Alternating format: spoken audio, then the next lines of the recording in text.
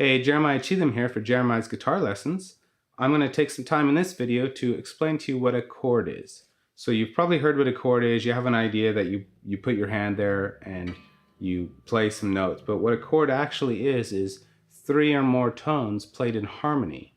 So for the purposes of the first song series, we're going to say that a chord is the first or the tonic or root note, and then the third note and the fifth note. Okay, so if I'm playing something like a E chord, the E chord is going to be made up of the first, which is the E note, and then the third degree of the scale, and then the fifth degree of the scale. So, now this is an E major chord, so that's going to tell us something too. So, how do we play the E chord? Well, the E chord is going to start with the first note being an actual E. So we're going to play an E note. And then we're going to go a full step. That would be the second of E. That's 2 semitones or a full tone. We're going to go, I'll call it a full step or a full tone. Full step. And that's not the note we're looking for. That's the second note. But we're looking for the third note. So we're going to go a full step again. And we end on the G sharp. So we got an E, and then the second F sharp, the third G sharp. So that's our third note. So that's 1 and 3 we got. Now we need a 5. So to go from our third, the next note is actually going to be half step. Okay? Going from our fourth to our fifth. Sorry, going from our third to our fourth, it's going to be half a step. And then from our fourth to our fifth is a full step again. So you saw we went full step, we got our third note. We went half a step, that's our fourth note, but we're not looking for that. And then we went a full note again, and that's our fifth note, and that's going to be a B. So the notes that make up the E major chord are E, G sharp, and B. So if we look at this chord I just played, the top note is an E. The next one down is our A string, but we're playing on the 2nd fret, which gives us a B. That's our 5th note.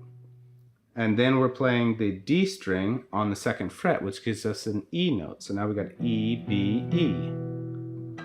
Our 3rd string down is a G string, but we're not playing G, we're playing G sharp, which is the 1st fret.